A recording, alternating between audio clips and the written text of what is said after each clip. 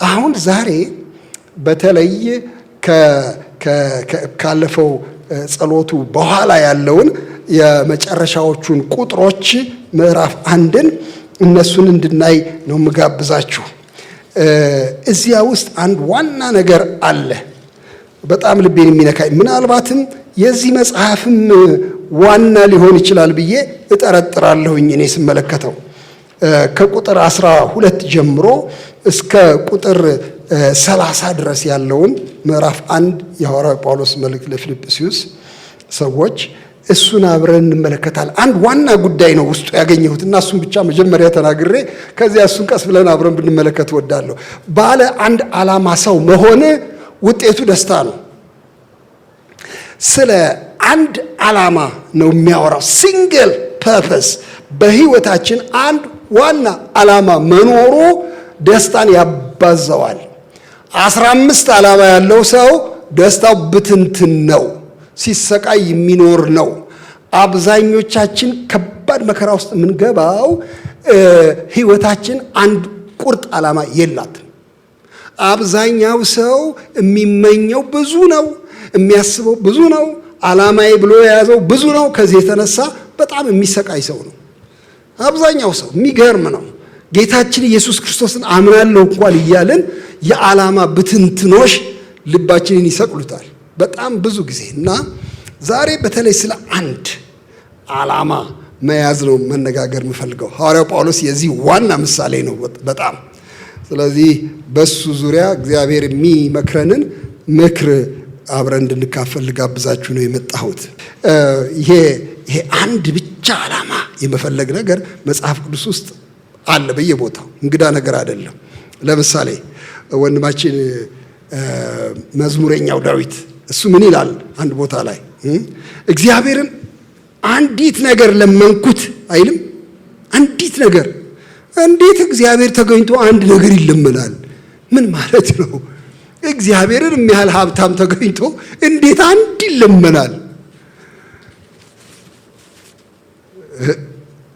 ግን አንዲት ነገር ለመንኩት ይላል። አንዲት ነገር ደግሞ መለመን ብቻ አይደለም፣ እፈልጋታለሁ እሷን ይላል ጨምሮ አይደል? እርሷንም እሻለሁ፣ ኢንቴንሽናሊ እፈልጋታለሁ፣ እስካገኝ ድረስ አልለቀውም። አንድ ነገር ነው የለመንኩት፣ እፈልጋለሁ በጣም። ምንድን ነው የምትፈልገው? በሕይወቴ ዘመን ሁሉ በእግዚአብሔር ቤት እኖር ዘንድ፣ መቅደሱንም እመለከት ዘንድ፣ እግዚአብሔርን ደስ የሚያሰኘውን አይ ዘንድ። በአንድ ትርጉም ላይ የእግዚአብሔርን ውበት አይ ዘንድ ብሎ ይላል። በአንድ የእንግሊዝኛ ትርጉም ላይ፣ በብዙ ትርጉሞች ላይ እንደሱ ይላል። እግዚአብሔርን ደስ የሚያሰኘውን አይ ዘንድ፣ ደግሞ እግዚአብሔር አስደሳቹን እሱን ውቡን አምላክ ፈዝዤ ውል ዘንድ ይላል አንድ ትርጉም። እሱን እያየሁ ውል ዘንድ ይሄን ለመንኩ ይላል። አንዲት ነገር ለመንኩ እና እግዚአብሔር ይመስገን፣ እግዚአብሔር ሰጠው ለዚህ ሰው። እድሜ ልኩን ከእግዚአብሔር መቅደስ ከእግዚአብሔር ሀልዎት ሳይለይ የኖረ ሰው ነው። እግዚአብሔር ይባረክ። ለማርታ ነው ጌታችን የተናገረው ይህን ነገር። ብዙ ነገር የምታረግ በቀደም አንድ ወንድም ጋር ስነጋገር እኔ የምልህ ማርታን፣ ቆይ ጌታችን ወደ ቤታቸው ገባ፣ እኔ የምለው ምሳ ስሩልኝ ብሏል ወይ? አንብበሃል? እሱ አካባቢ አለ ምሳ ስሩልኝ፣ ጓዳ ወዲያ ወዲህ በይ ብሎ አዟት ነበር ወይ? እኔ ምንም ትእዛዝ አላገኘሁም። በራሷ ተነሳስታ ነው። እና ምን አላት? ማርታ በብዙ ነገር ነው የምትጨነቂው፣ የሚያስፈልገው ግን አንድ ብቻ፣ አንድ ነገር ብሎ አለ። ጥቂት ነገር፣ አንድ ነገር። ማርያም እሱን መረጠች፣ ማንም አይወስድባትም ብሎ አለ። እንግዲያው ሕይወትን ከሚያባክን ከሚያስጨንቅ ነገር እግዚአብሔር ያድነን። እኛ ክርስቲያኖች ባለ ብዙ ዓላማ እንድንሆን አልተጠራንም። ይህን በጣም አረጋግጬ ዛሬ ልነግራችሁ እፈልጋለሁ። የሕይወት ዓላማችን 10 እንዲሆን አልተጠራንም። አንድ ዋና ዓላማ አለን። በዚያ ዙሪያ እነዚያ ጥቃቅን ሁሉ ይገባሉ፣ ይካተታሉ። አንዲት ዘማሪ አለች፣ ታቋታላችሁ፣ መስከረም የምትባል ጥሩ ልጅ እና እሷ መዝሙር ለማውጣት አስባ አንድ መዝሙር ጽፋ እባክህ እስቲ ይሄ መዝሙር ይኸው አለችኝና አብሬ ከእሷ ጋር እያየሁ ነበረ። ለምንድን ነው የምትኖረው የሚል መዝሙር ሰምታችሁት ይሆናል። ለምንድን ነው የምትኖረው? በኋላ ምን አረኩ አለችኝ። ወደ መርካቶ ሄድኩና መቅረጫ ድምፅ መቅረጫ ይዤ እንግዲህ እንትኑን ልሰራው መዝሙሩን ልሰራው ሄድኩኝ አለች። ቪዲዮ የሚቀርጹ ልጆች ይዤ ሄድኩኝና በየመደቡ ላይ የተቀመጡትን በየሱቁ የተቀመጡትን ይቅርታ በቃ አንድ ጊዜ ወንድሜ ይቅርታ፣ የህይወት ዓላማ ምንድን ነው እያለ ይጠይቃለች። ለምንድን ነው የምትኖሪው እያለ ይጠይቃለች። አብዛኛው ሰው ድንግርግር ነው የሚለው። እናንተም ብትሆኑ ምን እንደምትመልሱ አላውቅም። ድንገት ሰው መጥቶ ካላችሁበት የሥራ ቦታ ወይም ቢሮ ውስጥ ወይም ሱቅ ውስጥ መጥቶ ይቅርታ እህቴ አንድ ጊዜ ብቻ ለምን ነው የምትኖሪው ቢል ድንግር ነው የሚለው አብዛኛው ሰው። እንዴ ማለትሽ ማለት እህቴ ምን ማለትሽ ነው? ምንድነው ጥያቄው? ማለት እንዴ ይኸው እየኖርኩ ነው ማለት ምን? አንቺ ራስሽ ምንድነሽ ለመሆኑ ለምን ነው የምትጠይቂኝ አንቺ? በጣም ብዙ መልስ ነው የሚሰጠው። ለምንድን ነው የምንኖረው? በደንብ መጠየቅ ያለበት ጥያቄ ነው። ለክርስቲያን ለ40 ዓላማ እንዲኖር አልተፈቀደለትም። ባለ አንድ ዓላማ እንድንሆን ነው የተጠራ ነው። ሐዋርያው ጳውሎስ ይህንን ደጋግሞ ነው የሚናገረው። የሚገርማችሁ በዚሁም እንኳን መጽሐፍ ውስጥ እኔ የኋላዬን እየረሳው የፊቴን ለመያዝ እዘረጋለሁ፣ ይህን አንድ ነገር አደርጋለሁ ይላል። ምዕራፍ 3 ላይ ታገኙታላችሁ፣ እንመጣበታለን። ይህን አንድ ነገር አደርጋለሁ እንጂ ስጓተት አልኖርም። እኔ ስንት ነገር ስጎትት አልኖርም። ባለ አንድ ዓላማ ነኝ። ይሄ ምዕራፍ 1 ይህንን በጣም አድርጎ የሚያጎላ ምዕራፍ ነውና እሱም ብናየው ደስ ይለኛል። ከቁጥር 12 ጀምሮ እስከ 30 ድረስ ነው ያለው። አሁን እናንተን እያፈርኩ ነው እንጂ ቆመን ብናነበው ደስ ይለኝ ነበረ። እሺ እናንብበው እስቲ። ነገር ግን ወንድሞች ሆይ ይህ የደረሰብኝ በእውነት ወንጌልን ለማስፋት እንደሆነ ታውቁ ዘንድ ወዳለሁ። ስለዚህም እስራቴ ስለ ክርስቶስ እንዲሆን በንጉሥ ዘበኞች ሁሉና በሌሎች ሁሉ ዘንድ ተገልጧል። በጌታም ካሉት ወንድሞች የሚበዙት ስለ እስራቴ ታምነው የእግዚአብሔርን ቃል እንዲነግሩ ያለ ፍርሃት ከፊት ይልቅ ይደፍራሉ። አንዳንዶች ከቅናትና ከክርክር እንኳ፣ ሌሎች ግን ከበጎ ፈቃድ የተነሳ ክርስቶስን ይሰብኩታል። እነዚህ ወንጌልን መመከቻ ለማድረግ እንደተሾምኩ አውቀው በፍቅር ይሰብካሉ። እነዚያ ግን በእስራቴ ላይ መከራ ሊያመጡብኝ መስሏቸው ለወገናቸው የሚጠቅም ፈልገው በቅን ሐሳብ ሳይሆኑ ስለ ክርስቶስ ያወራሉ። ምን አለ ቢሆንም በሁሉ ጎዳና በማመካኘት ቢሆን ወይም በቅንነት ቢሆን ክርስቶስ ይሰበካል። ስለዚህም ደስ ብሎኛል፣ ወደፊትም ደግሞ ደስ ይለኛል። ይሄ በጸሎታችሁና በኢየሱስ ክርስቶስ መንፈስ መሰጠት ለመዳኔ እንዲሆንልኝ ያውቃለሁና ይህ ናፍቆቴ ተስፋዬም ነውና በአንድ ነገር እንኳ አላፍርም። ነገር ግን በሕይወት ብኖር ወይም ብሞት ክርስቶስ በግልጥነት ሁሉ እንደ ወትሮ አሁን ደግሞ በሥጋዬ ይከብራል። ለእኔ ሕይወት ክርስቶስ ሞትም ጥቅም ነውና፣ ነገር ግን በሥጋ መኖር ለእኔ የሥራ ፍሬ ቢሆን ምን እንድመርጥ አላስታውቅም። በእነዚህም በሁለቱ እጨነቃለሁ። ልሄድ ከክርስቶስ ጋር ልኖር ናፍቃለሁ፣ ከሁሉ ይልቅ እጅግ የሚሻል ነውና።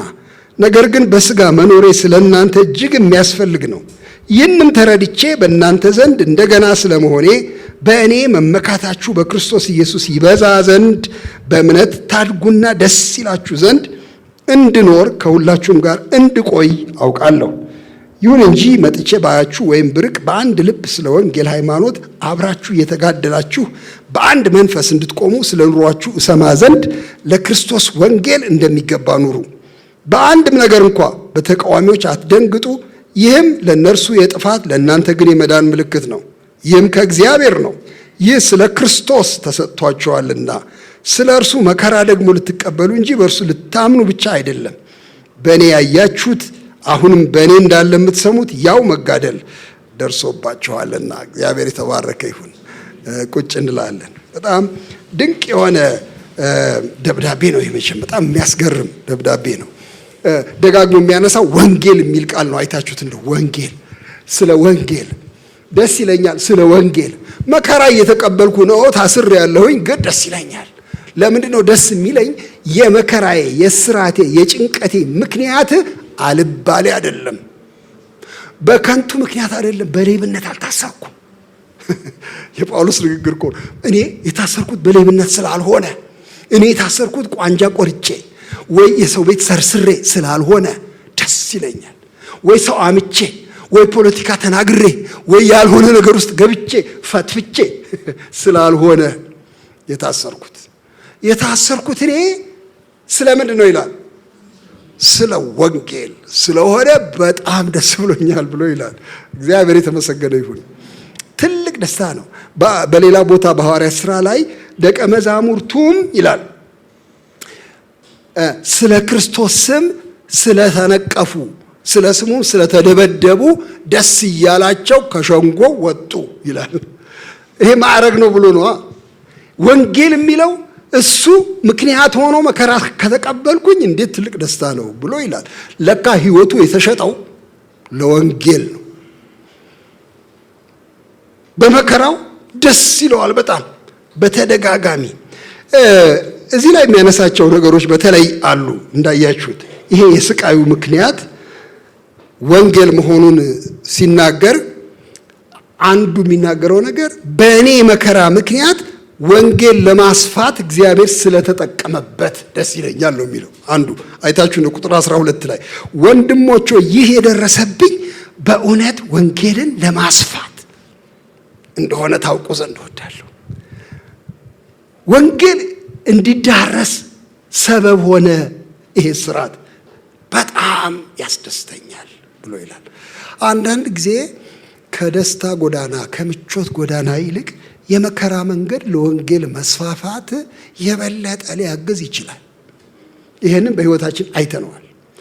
የበለጠ ሊያግዝ ይችላል። የሚገርም ነገር ነው። ነፃነትን ነው እኛ በጣም ጥሩ የመስፋፊያ መንገድ አንዳንድ ጊዜ እስራት የበለጠ ያስፋፋል።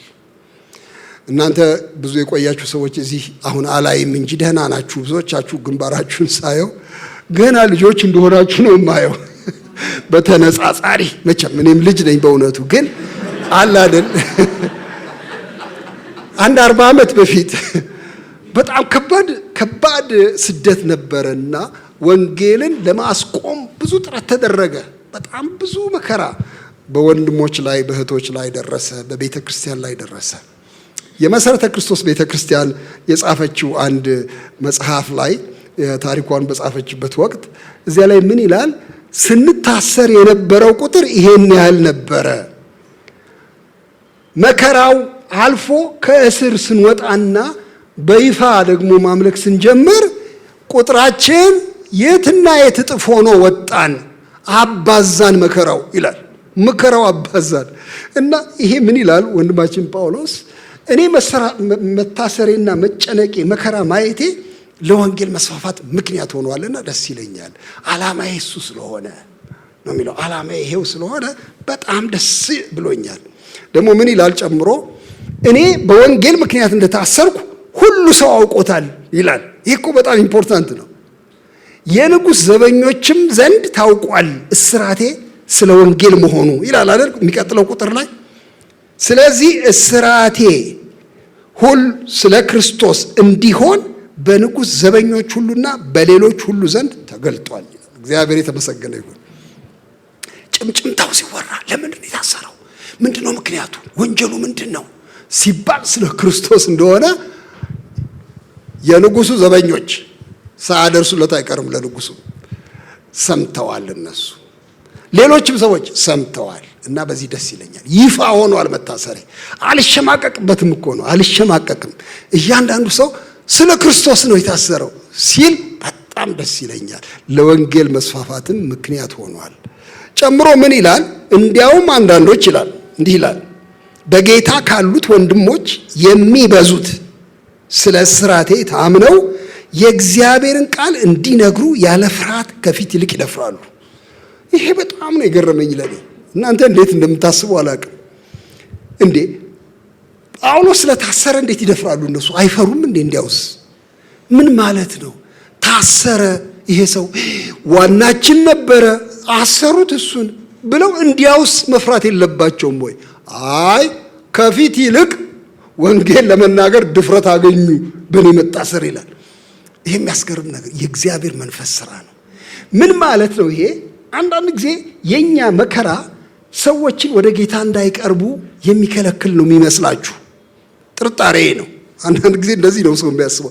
እኔ መከራው ሲሆን አሁን በቃ ሰው እንደው እኔ አለ አይደል በቃ ወይ ምንድነው አይሰማውም፣ ይሄ አምላክ አይረዳውም ማለት ነው። ይሄን ሰውዬ እንዴት አይነት ነገር ነው? እሷን አይሰማትም ማለት ነው። አምላክ አምላክ እያለች ነጋ ጠባ ስትጸልይ ምን ማለት ነው? ሰው እንዲያውም ይሸሻል ከጌታ በእኔ መከራ ብለን ነው የምናስበው። አይምሰላችሁ። በመከራ ውስጥ ጸንተን ስንቆም የበለጠ እግዚአብሔርን ያከብራሉ ሰዎች። በተለይ በጌታ የሚያምኑ ሰዎች ምሳሌነታችንን ያዩና ድፍረታቸው ይጨምራል። ሲሳካልን አይምሰላችሁ ክርስቶስን የምናንጸባርቀው። በጣም ብዙ ሰው እንደሱ ይመስላል። ሱቁ ሲሞላ፣ ኪሱ ሲሞላ፣ ወይም ተምሮ ሲመረቅ፣ ወይ አግብቶ ሲወልድ ብቻ እግዚአብሔርን እንደሚያስከብር ያስባል ብዙ ሰው። አይምሰላችሁ። በመከራ ውስጥም ስናልፍ በንጽህና ስናልፍም ለወንጌል መስፋፋት ምክንያት እንሆናለን። እና ይሄ ጳውሎስ እንደሱ ነው የሚናገረው። ብዙ ወንድሞች ደፈሩ። እኔ በመታሰር እሱ የታሰረለት ጉዳይ፣ ሕይወቱን የሰጠለት ጉዳይ እንግዲያው ደፍሬ ነው የምናገረው ብለው የበለጠ በረቱ ብሎ ይላል። ይሄ በጣም አስደስቶኛል። እኔን እናንተን አስደስቷችኋል ተስፋ አደርጋለሁ። ስለዚህ የዚህ ሰው መከራ ስለ ወንጌል መሆኑ ወንጌልን እንዲያዘቀዝቅ ሳይሆን ያደረገው ቀና እንዲል አደረገው፣ የበለጠ ቀና እንዲል አደረገው እና በዚህ በጣም ደስ ይለኛል ብሎ ይላል። ሌሎችን አደፋፍሯል ይላል። ግን አንድ በጣም የሚገርም ነገር እዚህ ላይ ይናገራል። የሚገርመው ምን መሰላችሁ? እኔንም ያስገርመኛል። አንዳንዶች የሚሰብኩት ይላል እዛ ላይ አንዳንዶች የሚሰብኩት እኔ ታስሬ እዛ አንዳንዶች የሚሰብኩት ከቅንዓት የተነሳ ነው፣ ከክርክር የተነሳ ክርስቶስን ይሰብኩታል። በእኔ ላይ መከራ ሊጨምሩብኝ አስበው ክርስቶስን ይሰብኩታል። ምን አይነት ሰዎች እንደሆኑ እንግዲህ እግዚአብሔር ይማራቸው። በእውነት አሁን የት እንዳሉ አላውቅም። በእውነት እነዚህ ሰባኪው ግን እንደዚህ ይሰብካሉ። ሌሎች ግን ደግሞ ከፍቅር የተነሳ ይሰብካሉ፣ በቅንነት ይሰብካሉ፣ በበጎ ፈቃድ ይሰብካሉ። እና እኔ ደስ ብሎኛል። በሁለቱም ማይወራል ክርስቶስ ይወራል። እንዴት አይነት ሰው ነው ይሄ ጳውሎስ የሚባል! እንዴት አይነት ሰው ነው! አልከስርም ነው እኮ አልከስርም፣ በየትኛውም መንገድ አልከስርም። እኔ ሁለት ሰባኪዎች ስለ እነሱ ትንሽ መነጋገር እፈልጋለሁ። ሁለት አይነት ሰባኪዎች ጳውሎስ የጠቀሳቸው። የመጀመሪያዎቹ ከቅንዓት የተነሳ ይሰብካሉ ብሎ ይላል። ሰው ከቅንዓት የተነሳ አዎ ቀንቶ ይሰብካል። እኔ አልችልበትም እንዴ እንደሱ በሚል ይሰብካል። እንደሷ መዘመር እኔ ያቅተኛል እንዴ በሚል ትዘምራለች። እንዴ አገልጋይ እሱ ብቻ ነው እንዴ በሚል ይቆማል ሰውየው። የሚያስገርም ነው። ቅንዓት፣ በሰው ላይ መቅናት ወደ ወንጌል ስብከት ሊወስድ ይችላል። የሚገርም እኮ ነው። የሚያሳዝን ነው ግን ይቻላል። አሮንና ማን ነበሩ የቀኑት በሙሴ? ማርያም እህትየውና ወንድምየው ሁለቱ። እንዴ እግዚአብሔር በሙሴ ብቻ ነው እንዴ የተናገረው አላሉም? አይገርምም? በሙሴ ብቻ ነው እንዴ እስከዚህ ድረስ? ምንድነው እሱ እስከዚህ ድረስ ዝም ብለው ለሱ ብቻ የሚያጨበጭቡ አገር ሁሉ እሱን እየተከተለ ማለት ምንድነው? እስከዚህ ሙሴ በእኛ አልተናገረም እንዴ? ማርያም እንደዚህ ያለች አሳዛኝ ነገር ነው። እንደዚህ አይነት የተበላሸ ሐሳብ ሰው ውስጥ ሊያድር ይችላል። የተጣመመ ሞቲቭ ሊያድር ይችላል። ሰው ሁሉ በቅን መንፈስ የሚሰብክ እንዳይመስላችሁ። ሰው ሁሉ ሲዘምር በቅን መንፈስ እንደሚዘምር ሁልጊዜ አትቁጠሩ። አንዳንዴ ጠርጥሩ። እሺ ጠርጥሩ፣ ጥሩ ቃል አይደለም አሁን የተናገርኩት። ይልቅ ለዩ፣ ዲዘርን አድርጉ። በምን መንፈስ ነው ይሄ ሰውዬ እንዲህ የሚናገረው? በምን መንፈስ ነው የቆመው? በቅንዓት በክርክር ማርያምና አሮን እንዳረጉት። ግን መጥፎ ነው፣ በእውነት መጥፎ ነው። በኋላ የሆነችው ማርያም ታውቃላችሁ ታሪኩን። በለምጽ ተመታች። ሙሴ አይደለም የተሟገተው፣ ለመብቱ የተሟገተ ሙሴ አይደለም እንዴ? እናንተ ከኔ እኩል ልትሆኑ ነው እንዴ? ድሮስ ቢሆን አላለም ሙሴ። እኔ እኮ ነው መጀመሪያ የጠራው፣ በኋላ አይደል እንዴ እናንተ ነው የመለመልኳችሁ አላለም። እኔ ሲኒየር ፓስተር አይደለሁም እንዴ አላለም። ወይ ሜጀር ፕሮፌት አይደለሁም እንዴ ወይ ምናምን አላለም። ስለ ራሱ አልተሟገተም። የተሟገተለት ማን ነው? ልዑል አምላክ እንዴት ትናገሩታላችሁ ባሪያዬ ሙሴን ብሎ ሙግት ቆመለት እግዚአብሔር። የእግዚአብሔር ስም ይባረክ። ስማችሁን ለማዳን የምትሞክሩ ከሆነ እባካችሁን ተውት። አድካሚ መንገድ ነው። ልክ አድናለሁ ብላችሁ በሄዳችሁበት ሰዓት የበለጠ ይፈራርስባችኋል። እንዴ ይሟገታል እንዴ ይሄ ሰውዬ ነው የሚያሰኘው። አትሟገቱለት። ልዑል አምላክ እሱ ይቁም፣ ለእውነት ይቁም።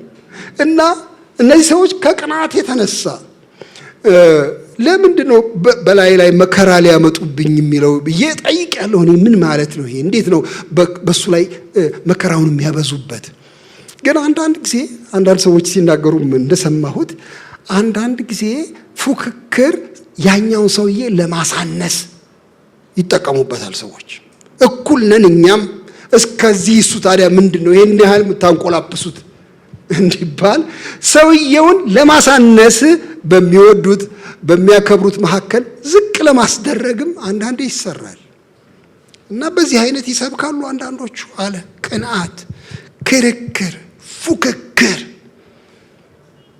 እግዚአብሔር ከዚህ አይነት አገልግሎት ያድነን፣ ቤተ ክርስቲያንን ያድናት። አንዳንዶች ቅጃዊ ነው አገልግሎታቸው። ፉክክር ውስጣቸው ስላለ መቅዳት ነው የሚፈልጉት። እስቲ እንዴት ነው የሚደረገው በሚል በቅጂ የሚዘምሩ፣ በቅጂ የሚሰብኩ፣ በቅጂ እጅ የሚጭኑ። እስቲ ብሞክረውስ እንዴት ነበር ያደረገው? ቆይ እስቲ ገፋ ነው ያደረጋት፣ ገፋ ነው ያደረጋት። እሺ ዛሬ ተንኮል ነው የምናገረው። ግን እየቀዳን እየኮረጅን በፉክክር በቅንዓት የምናደርገው ሁሉ ከንቱ ነው።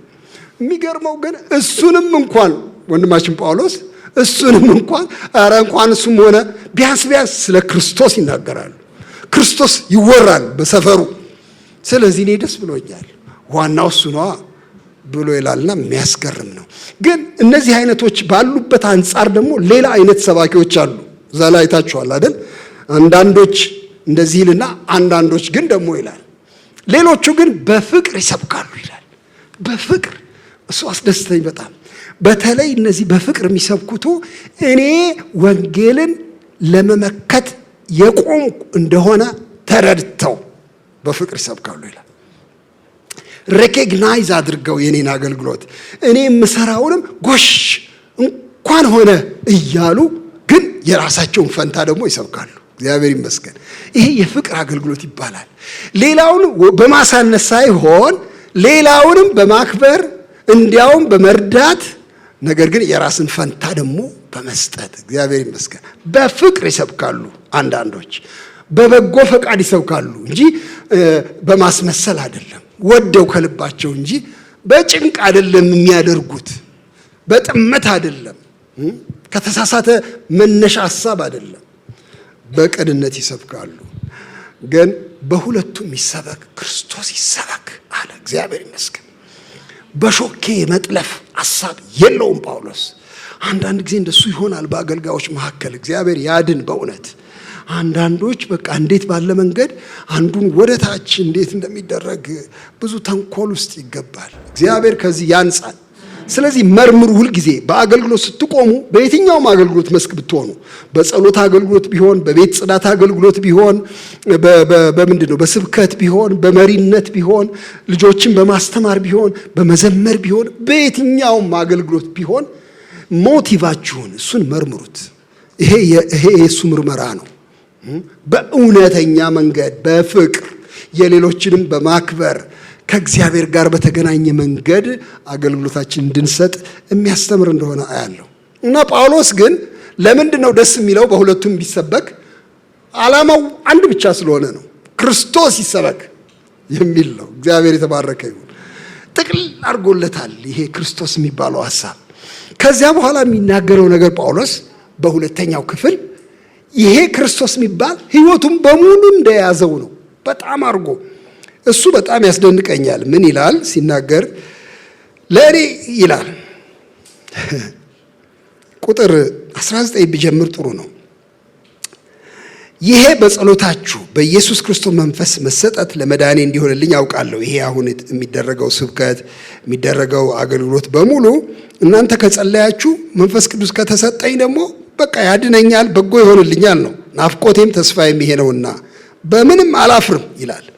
ግን በሕይወት ብኖር ወይም ብሞት ክርስቶስ በግልጥነት ሁሉ እንደ ወትሮ አሁን ደግሞ በሥጋዬ ይከብራል ይላል። እግዚአብሔር የተመሰገነ ይሁን። ብሞትም በሕይወት ብኖርም ይከብራል። ሥጋዬ ለእግዚአብሔር ክብር ይሆናል፣ ለእርሱ ውዳሴ ይሆናል፣ ለእሱም ምስጋና ይሆናል። ብሞትም ብኖርም የራሴ አይደለሁም። እግዚአብሔር የተባረከ ይሁን።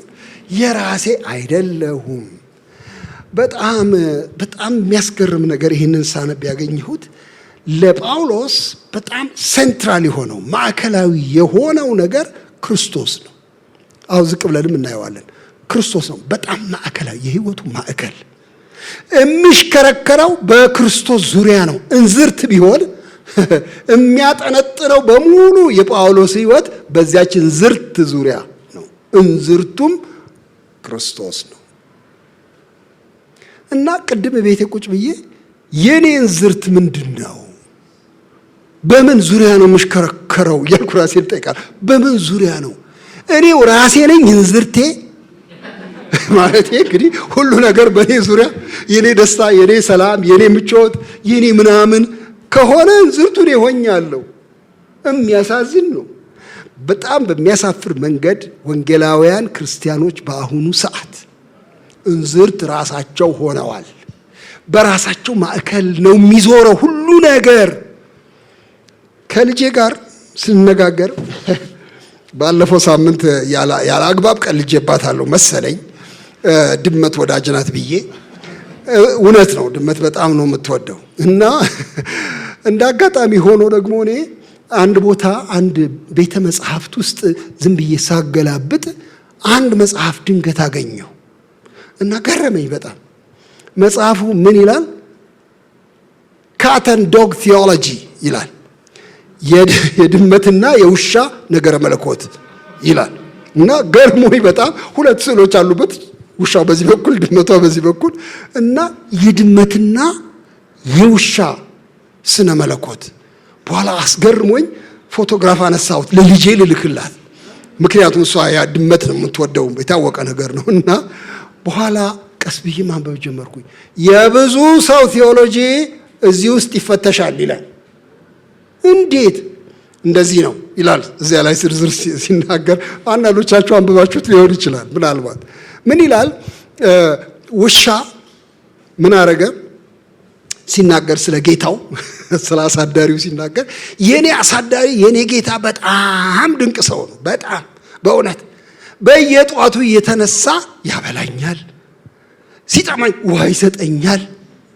ከዛ አንቀላፋና ደግሞ እንዳይሰለቸኝ ብሎ ይዞኝ ሽርሽር ይወጣል፣ ኩሴን ይጠርጋል። እንዴት አይነት ሰው በእውነት! እና እንዲያውም በቃ ይከላከልልኛል፣ ማደሪያ ቤት ሰርቶልኛል። ይሄ ሰውዬ አምላክ ሳይሆን አይቀርም ይላል ውሻው። ድመቲቱ ደግሞ የኔም አሳዳሪ የሚገርምህ ልክ እንዳንተው ያበላኛል፣ ይጠብቀኛል፣ መጫወቻ አበጅቶልኛል፣ የማያደርገው ነገር የለም። እጠረጥራለሁ እኔ አምላክ እሆን ይሆን እንዴ ትላለች ድመቲት። አስተሳሰባቸው በጣም የተለያየ ነው፣ የድመትና የውሻ። ውሻው ተንከባካቢው ሴንተሩ ነው፣ ጌታው የህይወቱ ማዕከል ነው፣ አምላክ አርጎታል። ድመቲቱ ራሷ ናት የራሷ ማዕከል እና በሙሉ ሁሉ ሰው ለሷ ነው ክብካቤው። ጌታዋ ሳይቀር የሚሰግደው ለሷ ነው። እሷ መለኮት ሆናለች። ከባድ ቴዎሎጂ ነው። አንዳንድ ጊዜ እኛ አሁን ኢቫንጀሊካል ስመለከት እኔ ራሴን ጨምሮ እግዚአብሔርን የምንፈልገው ለእኛ እኮ ግብአት እንዲሆን ነው። በተለያየ መንገድ አንዳንድ የምንፈልጋቸው ነገሮች እንዲሟሉልን ጌታ የጤናዊ ነገር አደራ፣ እሱን አደራ ዋና ነገር ነው። ይህ ደግሞ የእስራኤል ስራ ታውቀዋለህ። ኑሮ ማለት ልጄን ደግሞ ልጅ በተለይ ልጆቼን አላደል ምን ማለት መሰለ። አሁን ደግሞ እንትንም ኢሜጅንም ደግሞ በሰው መካከል ያለው ኢሜጅ ማለት እግዚአብሔሩ የኛ አጎብጓቢ የኛ ምን ልበል እንግዲህ የኛ አሽከር ሆኗል። ብዙ የተሳሳተ ትምህርት ከዚህ ውስጥ ይወጣል።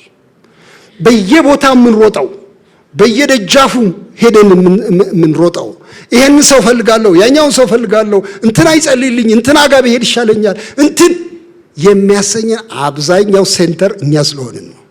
በእኛ ዙሪያ ነው የምንኖረው። የሚገርም ነገር ነው። እና ይሄ የጳውሎስ እንዝርት ግን ራሱ አልነበረም። አይገርም? በፍጹም እስር ቤት ይጣላል፣ መንገድ ላይ ይሄዳል፣ ይደበደባል፣ ይወገራል። ምንድነው ህይወቱ? በእውነት እኛ እንዲያውም እሱ ራሱ እንደተናገረው የዓለም ጉድፍ ጥራጊ ሆነናል እኮ ነው የሚለው። ጥራጊ ሆነናል። እኔ ምንም አይደለሁም፣ ነገር ግን ክርስቶስ በእኔ ይከብራል። ብኖር ብሞት ይከብራል። ለእኔ ህይወት ክርስቶስ ነው አለ። እግዚአብሔር ይመስገን። እኔ ወረቀቴ ላይ ምን ጻፍኩኝ? ህይወት መኖር ምንድነው ትርጉሙ ብዬ ጻፍኩኝ። መኖር ትርጉሙ አሁን ይህን ስብከት ባንሰማና ዝም ብለን ሰዎችን ሄደን ብንጠይቅ እስቲ የመኖርን ዴፊኒሽን የመኖርን ትርጉም ወሰን ጻፍልኝ እዚህ ምንድነው ለአንተ መኖር ማለት ብትሉ ገጽ ይሞላሉ ሰዎች። መኖር ማለት ለኔ መኖር ማለት ምን በነፃነት መተንፈስ ነው። ምንድነው መኖር? መኖር ማለት የአላደለ ዋስትና ማግኘት ነው። መውጣት መግባት፣ ምበላው ምጠጣው ዋስትና ማግኘት ነው። መኖር ምንድነው? መኖር ለኔ ደስታ ነው። መኖር አላደል በአካባቢ ተከብሬ ሰው አክብሬ አንቱ ተብዬ ማለፍ ነው ለኔ መኖር። መኖር ምንድነው? ጠይቁ እናንተ ሰዎች። ምንድነው ህይወት? ጳውሎስ የሚያስገርም ነገር ነው። ምንም አይነት እንቅስቃሴን መኖር ነው አይልም። ምንም አይነት ፍልስፍናን መኖር ነው አይልም። ለኔ ህይወት በአንድ ሰው ውስጥ ተጠቃሏል። ሰውየው ክርስቶስ። ደስ ቢለኝ ባይለኝ፣ ብታመም ጤና ብሆን፣ ብከብር ብዋረድ፣ ምንም ልሆን እኔ ህይወት ብዬ የምተረጉመው ክርስቶስ። እሱን አገኘው፣ በቃ ሁሉን አገኘው። እንዴት አይነት ነገር ነው አልኩኝ። እንዴት አይነት ነገር ነው ይሄ! ጌታ ኢየሱስ ማዕከል ሆኗል። የቤተ ክርስቲያን ማዕከል ነው ወይ ያልኩ አሁን እጠይቃለሁ። በጣም አድርጌ የኛ ቸርቾች የኛ ቤተ ክርስቲያኖች ማዕከላቸው ክርስቶስ ነው ወይ? የኛ የግል ህይወታችን ማዕከሉ ክርስቶስ ነው ወይ? ሁሉ ይቅር ብቻ እሱ። ቅድም ከአንድ ወዳጄ ጋር እያወራሁ ነበር እና እሱ ምን አለኝ? ስማ አለኝ፣ እኔ ህይወቴ ጤና መሆኑን የማውቀው በዚህ ጥቅስ መሰረት ነው አለኝ። ክርስቶስ ህይወቴ ነው ማለት ሲችል በጣም ጥሩ ስፒሪቹዋል ስቴተስ ላይ እንዳለው አውቃለሁ አለኝ። ህይወቴ ክርስቶስ ነው ለማለት ድፍረት ካነሰኝ፣ ህይወቴ ትምህርት ነው ካልኩ፣ ለምሳሌ ህይወቴ ገንዘብ ነው ካልኩኝ፣ ህይወቴ ሚስቴ ናት ካልኩኝ፣ ህይወቴ እንትን ነው ካልኩኝ፣ ግን ትንሽ ጤናዬ እንደታወከ አውቃለሁ። በዚህ መለኪያዬ ነው አለኝ። እውነት ነው። የቀን የሌሊት ህልማችሁ ክርስቶስ ነው ወይ? ነው ወይስ እሱ ተደራቢ ነገር ነው? በሀገራችን አባባል እንደሱ ብዙ አለ። እርግጥ በጨዋነት ነው የሚናገሩ ሰዎች አለ አይደለ? እኔ በጣም እደክማለሁ፣ ግን ክርስቶስ ተጨምሮበት ደግሞ መቼም አንድ ጥሩ ነገር ሳይሆን አይቀርም ይላሉ ሰዎች። እንደ ጭማሪ ነው ወይ? አንድ ጊዜ ከእስያውያን ጋር ነበርኩኝ እና እዚያ አንድ ስብሰባ ላይ እንደዚህ ነበርና አብረን ሁላችንና ስለ ሂንዱይዝም ትምህርት ይሰጥ ነበር። ስለ ቡዲዝም፣ ስለ ሂንዱይዝም እና ሂንዱዎች ይህን ያህል በጣም አይቸገሩም ክርስቶስን ለመቀበል የሚል ሰማሁና ገርሞኝ ጆሮዬ ቆመ። አይቸገሩም ብዙ ክርስቶስን ብትሰብኩላቸው ለመቀበል ብዙ አይቸገሩም። እንዴት አልኩኝ። ምን መሰለ፣ ወደ 300 ምናምን አማልክት አሏቸው ሂንዱዎች። የእንትን አምላክ የእንትን አምላክ እያሉ ብዙ ነው ቤት ውስጥ የሚቀመጠው የሚሰገድለት፣ በጣም ብዙ ነው። ብዙ ዲፓርትመንት አለ፣ አማልክት ብዙ አላቸው። ክርስቶስን ተቀበል ስትሉ ይምጣ 343ኛው ይሆናል ምን አለበት አስገባው ነው የሚሉት። አይፈሩም እና አይጨነቁም አለ። አንዳንድ ጊዜ እንደሱ ይመስላል። ተጨማሪ ነው የሚመስለው። ተጨማሪ ነው ወይ የክርስቶስ ነገር ነው? የነፍሳችሁ ዋና ጉዳይ ነው። የነፍሴ ዋና ጉዳይ ነው። ሁሉን ነገር ከሱ አንጻር ነው የማየው ወይስ ከራሴ አንጻር ነው የማየው? ይሄ በጣም ዋና ጥያቄ ነው እና ሐዋርያው ጳውሎስ በጣም ግልጽ አድርጎ ለኔ ሕይወት ክርስቶስ ነው 4 ነጥብ። ከዛ ሞት የሚባል ደግሞ አለ። ስለ ሞት የተናገረው ይገርማል። ሞትም ጥቅም ነው ይላል። ጥቅም ጥያቄ ነው። ሞት ጥቅም እንዴ? የጉዳቶች ሁሉ ቁንጮ ሞት ይባላል። ምን ማለቱ ነው? ሞትም ጥቅም የሚለው ጥቅም ነው ለኔ ሞት።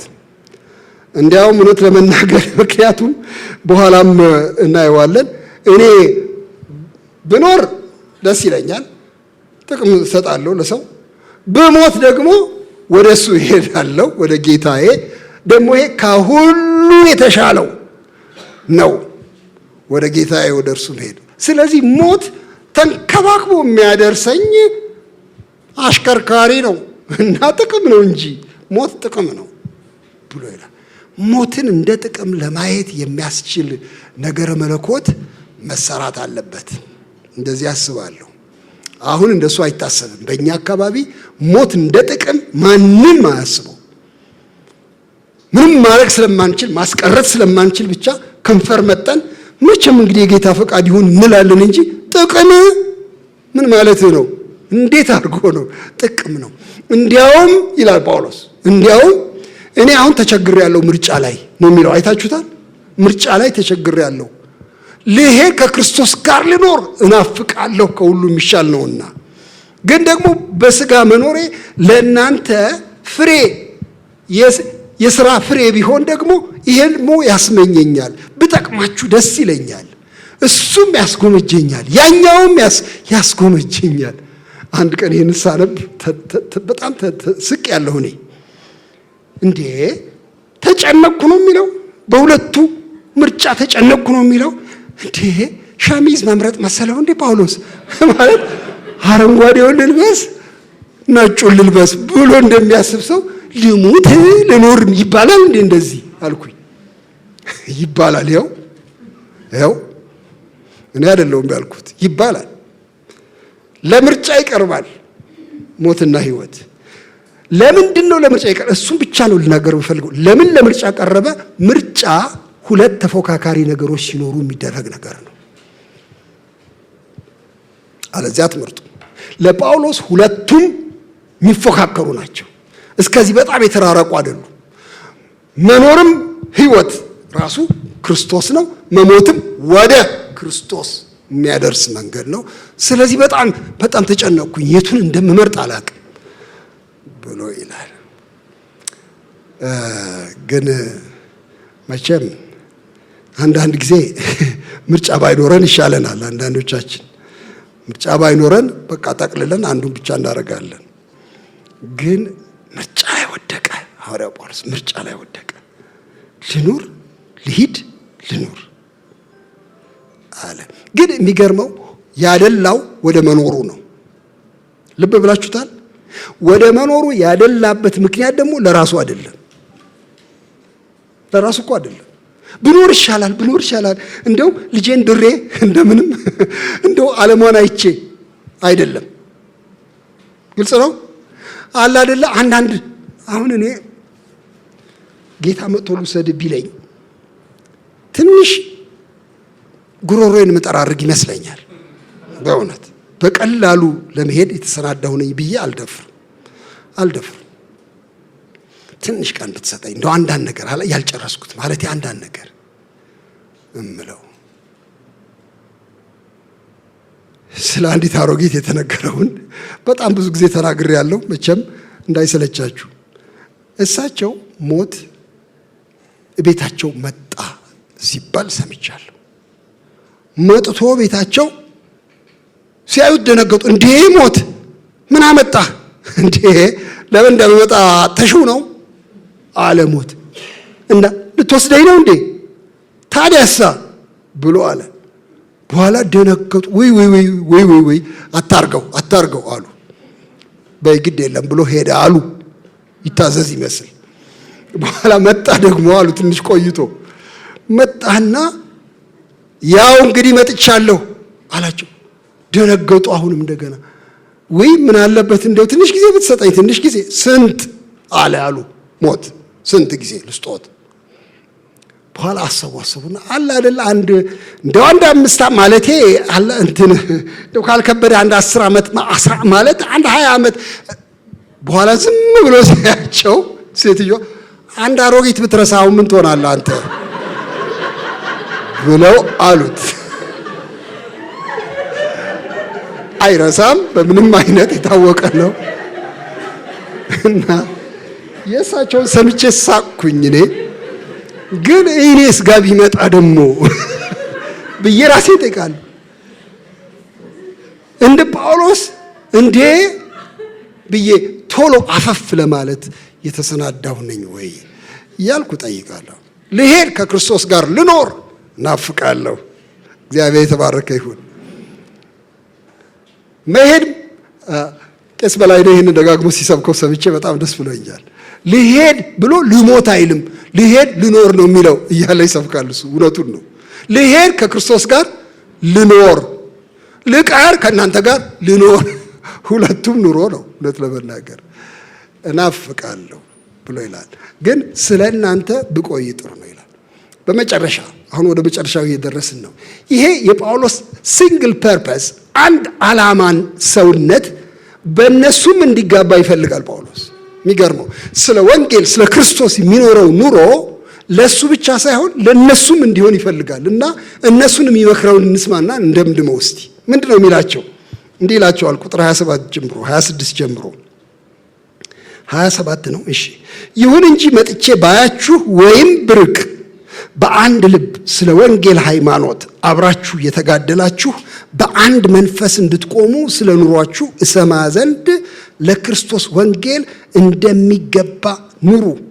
በአንድ ነገር እንኳ በተቃዋሚዎች አትደንግጡ። ይህ ለእነርሱ የጥፋት ለእናንተ የመዳን ምልክት ነው።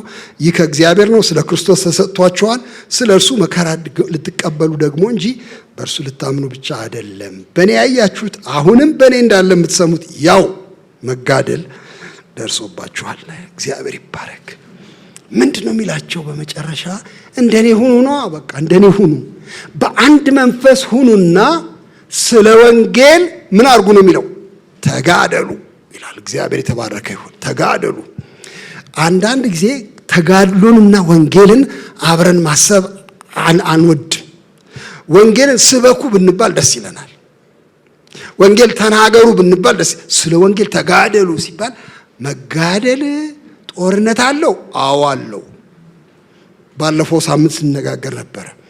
ወንጌልን ስመክትና ሳጸናው አብራችሁኝ ከኔ ጋር ስለቆማችሁ እግዚአብሔርን አመሰግናለሁ ሲል ነበር። እንግዲህ ወንጌል ተጋድሎ የሚጠይቅ ነገር ነው። ተጋድሎ የሚጠይቅ ነገር ነው ወንድሞቼ። እንዳይበላሽ እንዳይበረዝ ተጋድሎ የሚፈልግ ነገር ነው። እናንተ እዚህ ያላችሁ ሰዎች ተጋድሎ የሚሻ ነው። ይሁዳ በጻፈው መልእክት ላይ ልክ እንደዚህ ነው የሚናገረው። እኔ ስለ መዳናችን ልጽፍላችሁ ተግቼ ሳለሁ ይላል ይሁዳ፣ ነገር ግን ለቅዱሳን አንድ ጊዜ ፈጽሞ ስለተሰጠ እምነት ወይም ሃይማኖት እንድትጋደሉ ያሳሰብኩ ልጽፍላችሁ ግድ ሆነብኝ ይላል። መጋደል የሚል ቋንቋ ከወንጌል የራቀ አይደለም። እንዳይበረስ፣ እንዳይበላሽ፣ እንዳይቆሽሽ መጋደል ያስፈልጋል። ወንጌል እውነተኛዋ ወንጌል እንድትሰበክ መጋደል ያስፈልጋል። ግን ተጋድሎ የቃል ብቻ አይደለም። ይኸው አሁን በጣም እኛ የሰለጠነው በቃል ተጋድሎ ነው። ልክ አይደለም እንላለን። 15 ምክንያት ልክ ያልሆነበት እንገልጻለን። ከዛ ዝም እንላለን በቃ። ግን ይኸውላችሁ ለወንጌል እንደሚገባ ኑሩ ደግሞ ይላላ።